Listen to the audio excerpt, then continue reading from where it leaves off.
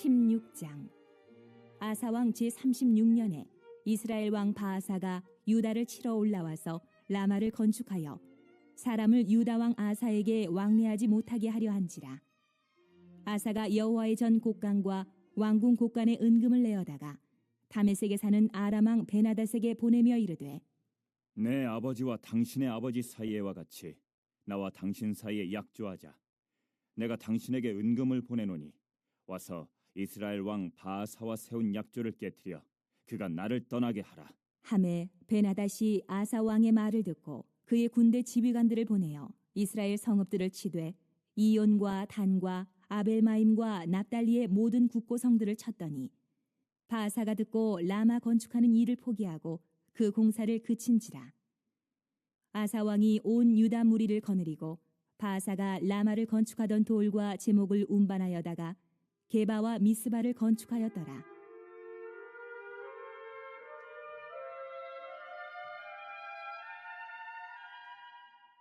그때에 선견자 하나니가 유다 왕 아사에게 나와서 그에게 이르되, 왕이 아람 왕을 의지하고 왕의 하나님 여호와를 의지하지 아니하였으므로 아람 왕의 군대가 왕의 손에서 벗어났나이다.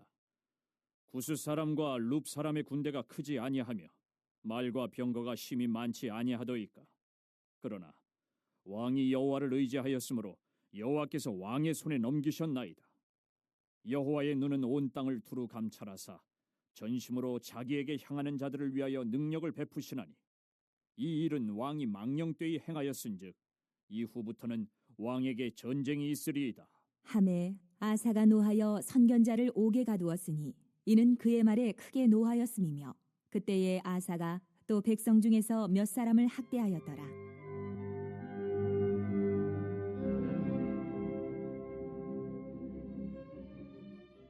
아사의 처음부터 끝까지의 행적은 유다와 이스라엘 열왕기에 기록되니라.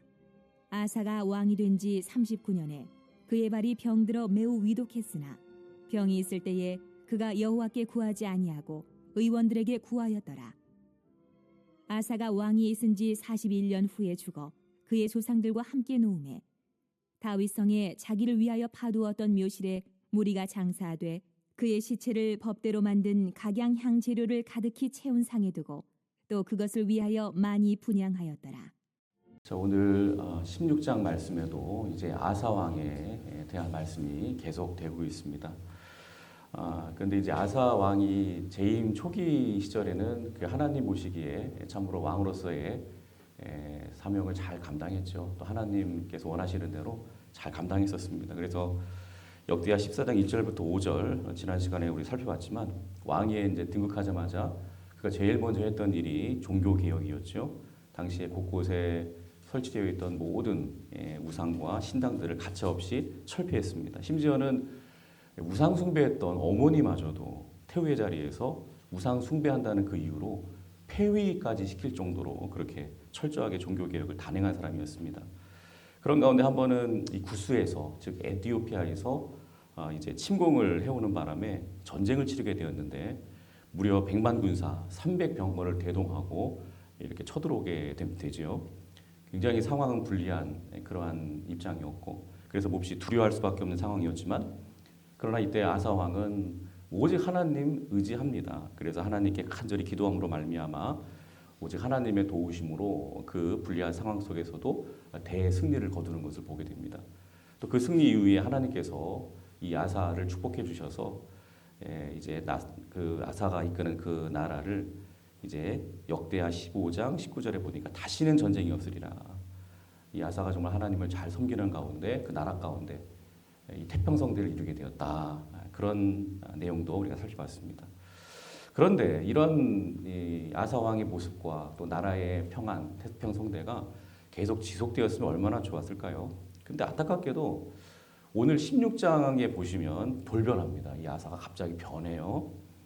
즉 아사 왕의 인생의 이제 이 후반전이 막 흔들리기 시작하더니 완전 믿음이고 뭐고 다 망가지고 아주 비참한 그러한 결말로 나아가게 되더라는 것이죠. 자, 오늘 본문에 보시면 이제 아사 왕 제위 36년에 북이스라엘이 이제 쳐들어오게 됩니다. 그래서 아사 왕은 또 한 번 이 위기상을 극복을 해야 됩니다. 그러므로 뭐 지난번에도 위기 상황, 그 에티오파 구스가 쳐들어올 때도 이제 그 위기 상황을 잘 대처하지 않았습니까? 하나님만 온전히 의지하면 되지 않겠습니까? 근데 이번에는 아사 왕이 이상하게 그렇게 행동을 하지 않습니다. 사실 이 전쟁은 하나님의 사인이었습니다. 하나님께서 축복해 주셔서 나라의 태평성대가 계속 지속이 되고 평안하면 사람은 이렇게 마음이 또 평안한 가운데 그게 오히려 위기라고 하지 않았습니까? 그래서 어느 순간부터 이 아사의 신앙도 좀 뭔가 조금 이렇게 균열이 가기 시작했고 흔들리기 시작했던 것 같습니다. 점점 하나님을 의지하던 그러한 마음이 태평성대 이 평안을 누리는 가운데 이제 하나님보다도 그 어떤 평안함 또 그런 평안함이 하나님으로부터 오는 게 아니라 내가 지금까지 구축해 놓은 어떤 군사들, 군사력, 뭐 재물, 재정 막 이런 것들이 아닌가 하는 착각 속에 이렇게 빠지게 되었던 것 같아요. 그래서 하나님은 다시금 전쟁이라고 하는 어떤 위기 상황을 딱 던져주시면서 다시 한번 하나님께로부터 멀어져가는 그의 믿음, 그의 마음을 한번 점검해보고 그러고 있다면 하나님께로 다시금 돌아가야 되지 않겠냐. 이런 기회를 돌아갈 기회를 하나님이 주시는 것이죠. 근데 오늘 본문에 이 아사왕의 반응을 보세요. 돌아가기는커녕 어떻게 하죠? 하나님을 오히려 더 멀리하는 것을 보게 되죠. 2절을 다 같이 읽어보겠습니다. 2절 시작. 아사가 여호와의 전 곡간과 왕군 곡간에 은금을 내어다가 다메섹에 사는 아람 왕 벳 하닷에게 보내며 이르되. 그렇습니다. 지금 하나님을 의지해야 되는데 사람을 의지하고 있죠. 당시 주변에 힘 있는 강대국이었던 이 아람 나라 왕이죠. 벤 하닷에게 파병을 요청을 하더라는 거예요. 근데 그 결과 어떻게 되었습니까? 물론 일시적으로는 뭐 아람이 도와줍니다. 그래서 북이스라엘의 공격이 차단되기는 합니다. 당장에 몰려오는 그 위기를 피해가기는 해요. 그런데 정작 진짜 문제와 위기는 생각지도 않은 엉뚱한 곳으로부터 그렇게 시작이 됩니다. 평소에 이 남유다에 대해서 이 아람 왕 벤 하닷이 눈독을 들이고 있었거든요. 그러니까 그렇게 도와준 것을 빌미 삼아 가지고 이 남유다의 아사 왕을 계속 압박을 합니다. 그래서 아사 왕은 배보다 배꼽이 더 크다는 말처럼 더 힘들고 더 어려운 상황을 맞이하게 돼요. 그래서 9절을 다 같이 한번 읽어보겠습니다. 9절 자 시작. 여호와의 눈은 온 땅을 두루 감찰하사 전심으로 자기에게 향하는 자들을 위하여 능력을 베푸시나니 이 일은 왕이 망령 때에 행하였은즉 이후부터는 왕에게 전쟁이 있으리다 하며. 자, 이 말씀은 하나니 선지자가 찾아오죠. 그래서 했던 말인데 왕이여 당신은 정말 어리석게 행동했습니다. 위기 상황 속에서 하나님께 엎드려 하나님 의지하며 하나님께 기도해야지 하나님께 도움을 요청해야지. 아니 어떻게 이방 나라 왕에게 도움을 요청합니까? 당신은 정말 잘못한 것입니다. 그래서 이제는 오히려 그 의지했던 당신이 의지했던 그 인간 아람 왕에게 몹시 시달리게 될 것입니다. 급기야 더 큰 전쟁을 치르게 될 것입니다. 이렇게 경고를 했다는 것이죠. 그리고 이 경고는 그대로 다 이루어지게 됩니다. 그리고 또 12절을 다 같이 한번 읽어보겠습니다. 12절 시작. 아사가 왕이 된 지 39년에 그의 발이 병들어 매우 위독했으나 병이 있을 때에 그가 여호와께 구하지 아니하고 의원들에게 구하였더라. 여기 보니까 아사 왕이 재위 말년에 발에 병이 들어서 위독했다 이렇게 말씀을 하는데 요즘으로 말씀드리면 이 발에 병이 들었다 아마 통풍병이 아닌가 이렇게 짐작이 됩니다. 그러니까 이 병에 걸려가지고 무려 2년 동안 고생하다가 결국 아사 왕은 죽음을 맞이하게 되는데요. 그의 마지막에 참으로 비참하지 않을 수가 없죠. 근데 왜 이렇게 됐을까요? 아사 왕의 인생이 그의 재임 초기 이 왕으로서 이제 출발할 때는 굉장히 좋았었어요. 위기 상황도 다 하나님만 의지함으로 말미암아 다 극복해내는 정말 믿음 좋은 그런 왕의 모습을 보였던 사람이죠. 그런 가운데 정말 승리의 자리로 또 형통의 자리로 그렇게 나아갔던 왕이었습니다. 근데 이렇게 인생의 후반전에 가서 이렇게 비참하게 인생을 마치게 되는 그러니까 한마디로 용두사미 같은 그러한 인생이 되고 말았다는 것이죠. 결정적인 원인이 뭘까요? 여러분 아사 왕이 왜 이렇게 됐을까요? 그 원인을 네 글자로 딱 말씀을 드리면 이겁니다. 인본주의. 우리는 이걸 조심해야 된다. 인본주의. 인본주의가 뭐죠? 이 정반대를 생각하면은 우리가 인본주의가 뭔지를 알 수 있죠. 인본주의 정반대는 뭐죠? 신본주의죠. 신본주의는 항상 하나님 위주로 살아가는 것을 말합니다. 무슨 일을 만나면 제일 먼저 하나님을 찾아가고 하나님 앞에 엎드려 기도하고 하나님께 도움을 구하고 하나님의 말씀대로 순종하고 하나님 말씀대로 그렇게 방법을 찾고 이게 여러분 신본주의죠. 그렇다면 인본주의는 무엇입니까? 반대입니다. 그 하나님을 배제한 채 무슨 일을 만나든지 그냥 인본주의, 인간적인 생각이 앞서서 내 방법대로 내 인간적인 힘만 의지하면서 하려고 하는 것을 인본주의라고 합니다. 그러니까 아사왕은 바로 이런 인본주의로 흘러가고 말았던 것이죠. 재임 초기에는 철저하게 신본주의의 반석 위에서 그렇게 살았지만 어느 순간부터 인본주의자가 되고 말았습니다. 그래서 오늘 북이스라엘이 침공할 때도 이 아람 왕에게 지원을 요청할 때도 가만히 보면요. 2절, 3절을 다시 한번 읽어볼까요? 자, 2절, 3절 시작. 아사가 여호와의 전 곡간과 왕궁 곡간에 은금을 내어다가 다메섹에 사는 아람 왕 벳 하닷에게 보내며 이르되 내 아버지와 당신의 아버지 사이와 같이 나와 당신 사이에 약조하자. 내가 당신에게 은금을 보내노니 와서 이스라엘 왕 바하사와 세운 약조를 깨뜨려 그가 나를 떠나게 하라 하며. 무슨 말씀이죠? 아람 왕에게 지금 도움을 요청하기 위해 군사를 요청하기 위해서 지금 뇌물을 갖다 바치고 있어요. 근데 그에게 갖다 바치는 이 뇌물 어디서 온 거죠? 여기 보니까 아사가 여호와의 전 곡간과 그랬습니다. 감히 하나님의 성전에 있는 이 은과 금을 다 꺼내다가 인간 아람 왕에게 지금 다 갖다 바치고 있다는 것입니다. 어떻게 이럴 수가 있죠? 그러니까 하나님이고 뭐고 아무것도 안 보이는 거예요. 지금 아사 왕이 전형적인 인본주의적인 그러한 모습으로 지금 나아가고 있는 것이죠. 우리가 꼭 기억해야 될 것은 당장의 어떤 위기 앞에서 어떤 사람의 생각으로 그럴듯한 인간적인 그러한 생각으로 뭔가 해결하려고 하면 잘 될 것 같아요. 그런데 여러분 인본주의적인 발상에서 나오는 모든 생각들은요 굉장히 위험한 생각들이고요. 마치 미끄러운 얼음장 위를 걷는 것 같은 그런 아슬아슬한 불안한 그러한 상황이라는 것을 우리는 잊지 말아야 됩니다. 그리고 결국에는 와장창 넘어져요. 다 망하고 마는 것입니다. 그래서 성경은 이렇게 경고를 합니다. 시편 136편 3절 4절에 귀인들을 의지하지 말며 도울 힘이 없는 인생도 의지하지 말지니 그의 호흡이 끊어지면 흙으로 돌아가서 그날에 그의 생각이 소멸하리로다. 여기 보니까 귀인들을 의지하지 말며 귀인들은 힘 있는 그런 권력자들을 말하는 것입니다. 근데 그런 사람들일지라도 의지하지 말래요. 왜요? 겉으로 볼 때는 힘이 있어 보여요. 그래서 우리의 어떤 대책인 것처럼 보여요. 그 사람들이. 그러나 사실은 그들도 역시 도울 힘이 없는 연약한 존재다. 왜요? 그런 사람들일지라도 호흡이 끊어지면 그날부로 한 줌의 흙으로 돌아가 버릴 수 없는 그런 연약한 존재들이라는 거예요.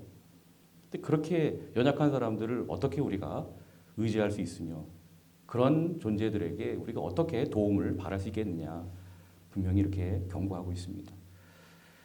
그래서 여러분 오직 우리는요 여호와 하나님만을 의지합니다. 절대적으로 의지할 진짜 도움자는 오직 여호와 하나님 한 분밖에 없다는 사실을 이 새벽에 꼭 기억하시기를 바랍니다. 사람은 절대로 의지할 대상이 아닙니다. 근데 아사는 지금 그것을 몰랐던 것이죠.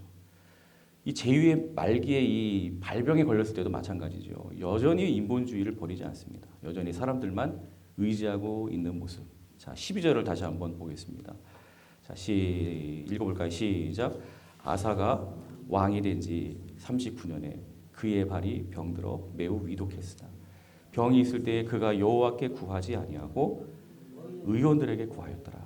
그러니까 심각한 병에 걸렸을 때도 끝까지 그는 의사들만, 사람들만 의지하고 의사들만 그렇게 찾아가는 모습을 보게 됩니다. 물론 여러분 성도가 병이 들었을 때 의사를 찾아가는 것 여러분 절대로 잘못이 아니지요. 그런데 뭐가 문제죠? 여러분 의사 또 의사들이 행하는 의술 치료하는 모든 과정 좋아요. 나쁜 거 절대로 아니죠. 그것도 하나님께서 허락하신 어떤 일반 은총 중에 하나이기 때문에 그렇습니다. 근데 뭐가 문제냐? 그것을 하나님이 이렇게 우리에게 주신 이 일반 은총을 우리가 사용하는 마음의 자세, 태도 그게 중요합니다.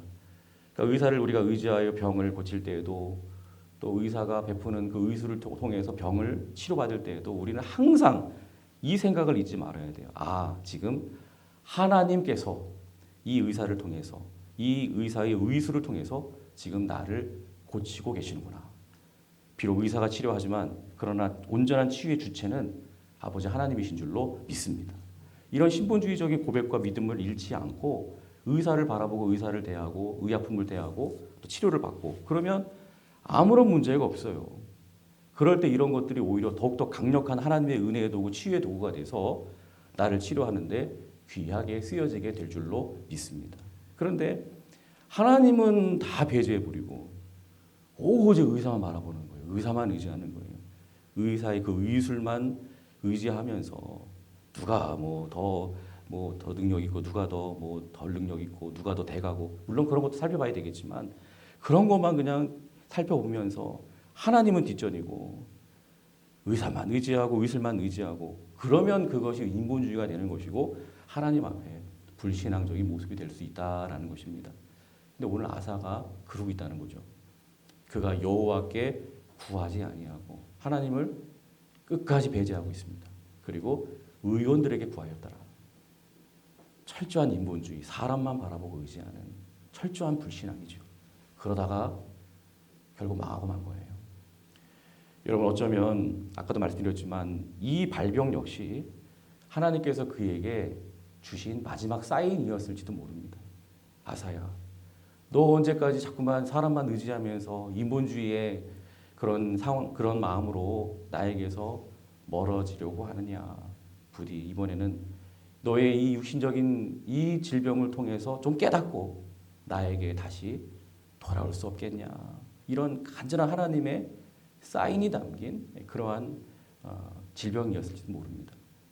그런데 하나님께 돌이킬 그 마지막 기회마저도 지금 이 아사 왕은 다 외면하고 말았다는 것이죠. 과거에 이제 그 부목사 이제 사역을 감당하면서 부교육자 사역을 감당하면서 교구를 맡아서 이렇게 신방을 부단히 하다 보면요 병원 신방을 자주 가게 되는데요. 근데 어떤 성도님은 그렇습니다. 그런 육신적인 고통을 당하는 가운데 신방을 딱 제가 갔을 때 저한테 그런 말씀을 하셨던 게 기억이 나는데요. 목사님, 제가 그동안 참 바쁘다는 핑계로 좀 하나님께로부터 좀 어느 순간 제가 좀 멀어진 것 같습니다. 그래서 이런 질병을 통해서 이런 순간들을 통해서 하나님이 저에게 다시금 좀 가까이 오라 이렇게 부르시나 봅니다. 그러면서 신방원 저에게 목사님 걱정 마세요. 제가 이번 기회에 다시금 하나님 앞에 더 가까이 나아가려고 합니다. 그러면서 오히려 저를 위로하려고 하는 그런 위로를 받으셔야 되는데 신방원 목사를 위로하려고 하는 그런 성도님들이 계세요. 그럼 속으로 제가 그러죠. 아, 하나님 이 성도는 된 것 같습니다. 된 것 같습니다. 아니라 다를까 그런 성도님들은요. 얼마 지나지 않아 병세가 금방 호전됩니다. 건강이 회복되게 되고 영적으로도 더욱더 강건해지는 것을 보게 되더라는 것이죠. 그러니까 물론 우리가 이 고난에 대해서 질병 이런 것에 대해서 우리가 절대로 함부로 정죄해서는 안 되겠지만 그럼에도 불구하고 그 고난을 당하는 당사자에게 있어서는요. 꼭 잊지 말아야 될 중요한 것이 있습니다. 그 모든 고난, 모든 질병 다 하나님의 사인이라는 것입니다. 그래서 C.S. 루이스라는 신학자는 이런 말을 했죠. 고난은 하나님의 확성기이다. 즉 고난을 통해서 마치 확성기에 대고 말씀하시는 것처럼 큰 소리로 말씀하시는 거예요. 나에게 다시 가까이 와라. 나에게 다시 가까이 와라. 그래서 고난의 때에 하나님께 더욱 의지하면서 그분께 가까이 나가게 되면요. 고난의 때에 그 성도는 반드시 승리하게 될 줄로 믿습니다. 오늘 본문의 아사왕도 마찬가지죠. 자신에게 닥친 이런 발병이라고 하는 고난, 이걸 하나님의 사인으로 보고 하나님께 더 가까이 나아가는 그러한 기회를 삼았다면 얼마나 좋았겠습니까? 다 회복될 수 있었던 거예요. 그런데 그에게는 그런 모습이 없었습니다. 고난의 때 오히려 더 멀어져요. 더 철저하게 인본주의에 빠져가지고 벗어나지를 못하더라는 것이죠. 왜 그랬을까요, 그러면? 이 아사왕이 왜 이렇게 인본주의에서 헤어나오지를 못하는 것일까요? 그거는 단 하나입니다. 교만함 때문에 그래요. 마음의 교만함. 그의 인생 초반에 승승장구하고 잘 나가는 인생이 되었던 것. 그가 왕으로 재위할 때 나라의 태평성대가 찾아왔던 것. 여러분 그것은 다 전적인 하나님의 은혜인 줄로 믿습니다. 우리도 마찬가지죠. 오늘 우리의 이 모든 모습은요. 이 모습 전체가 살아온 모든 과정에 모든 과정 다 하나하나가 하나님의 은혜로 말미암은 것임 우리는 절대로 잊지 말아야 될 줄로 믿습니다. 아사의 경우도 형통하고 잘 나갈 때 승승장구할 때 이 모든 것이 다 하나님의 은혜입니다. 나는 아무것도 아닙니다. 오직 하나님께로부터 주어진 것입니다 하면서 늘 겸손함으로 오직 겸손함으로 항상 그 마음을 정신 차리고 그렇게 무장했었다면 그런 인본주의에 빠질 수가 없어요. 하나님께로부터 멀어질 수가 없는 것입니다.